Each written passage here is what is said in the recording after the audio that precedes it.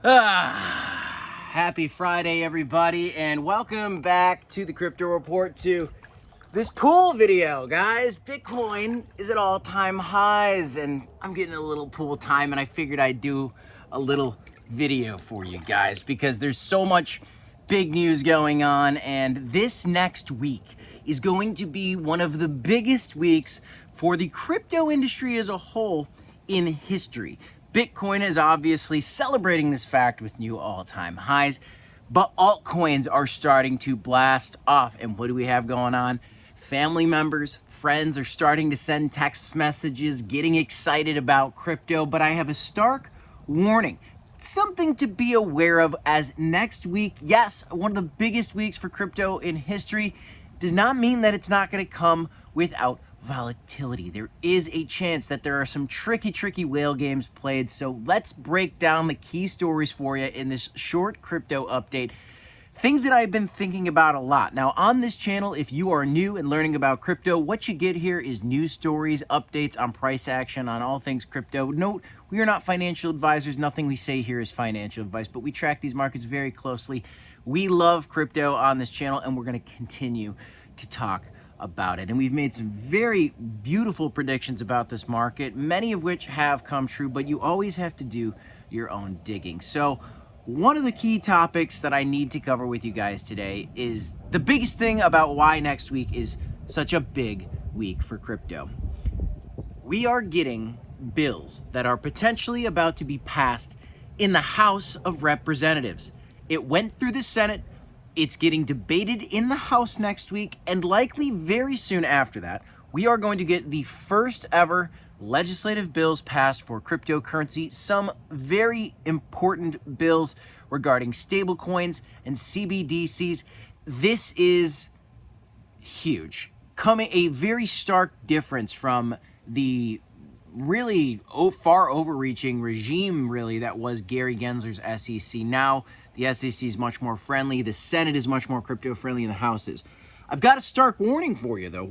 How could you not just be permanently bullish crypto? Okay, well, I like to do some trading. I like the volatilities. I like to buy low. I like to sell high, and hold some Bitcoin for the long term and some altcoins, and do a lot of different things with this market. But as I look at past events and look at this event ahead, it kind of makes me think one thing in particular. Everybody's talking about how big this next week is, and it is huge. It is very significant.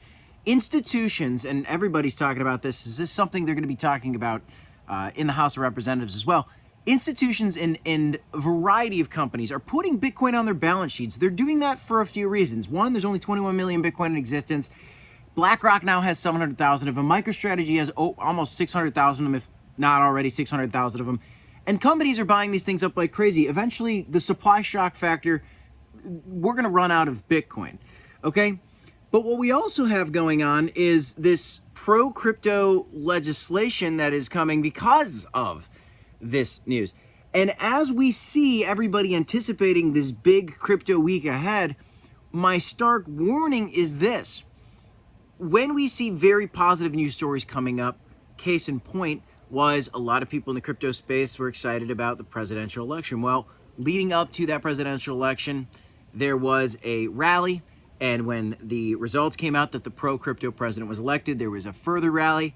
But then following that news, what did we do? We had a little bit of a lull. We took a new high, and we took a new high to 112, and then the steam kind of came out of the engine. There was some profit taking from some institutions, some of the larger whale players, and there was a reaccumulation phase, and there was continuation to the upside.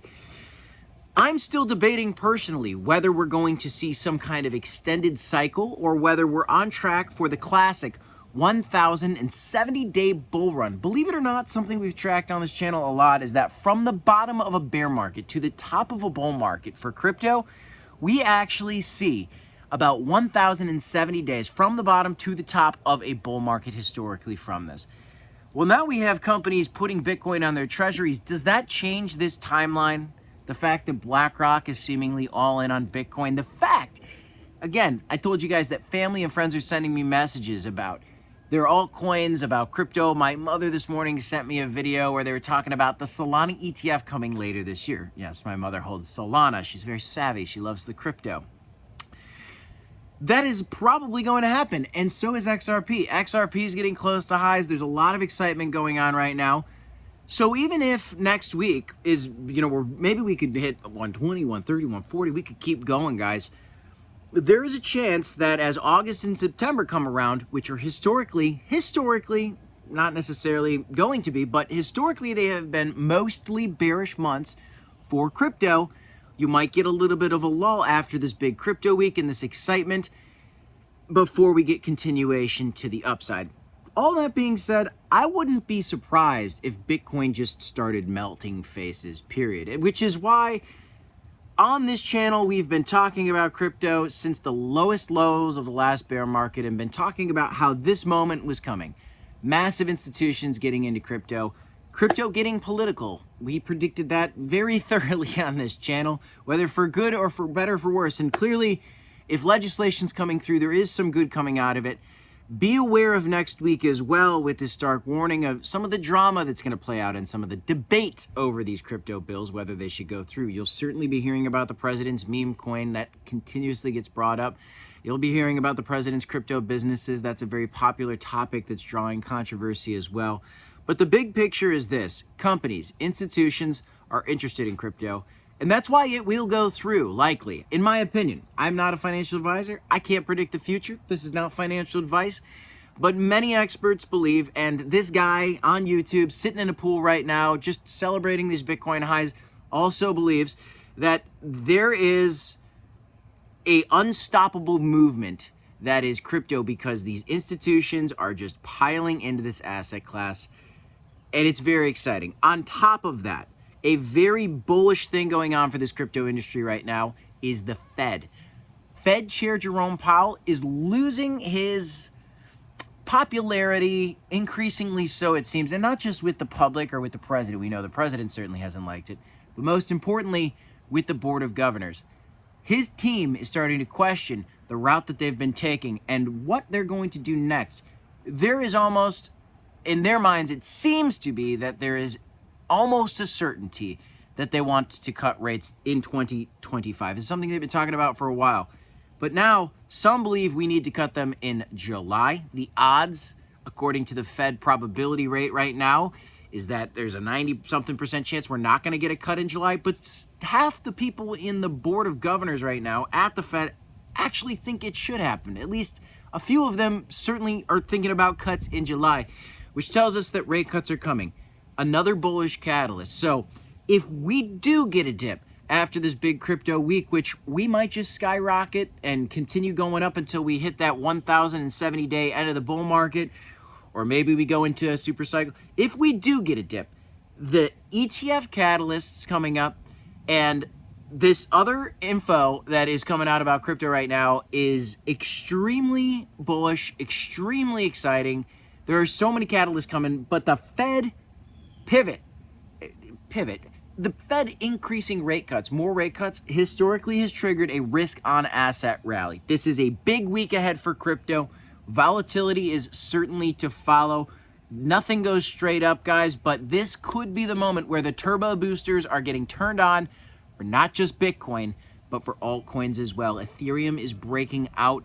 Altcoins are surging today, and the text messages are coming in from family and friends. Beware of August and September, and always take advantage of the volatility. If you educate yourself on trading and you do your research, you can learn different ways to play around in this market, but you got to make it your own strategy, and you have to look at multiple resources to learn for yourself how this market works. We're going to keep the updates coming for you here. I do have affiliates in the links in the description down below for you guys as well. If you do want to access different areas in the crypto market, you can check that out in the description of this video. Until next time, guys, I'm Crypto Kip. This is the Crypto Report. Smash a like, subscribe to the channel, DCA HODL, and I'll see you in the next one, guys. Enjoy the weekend, and I'll see you next time. Peace.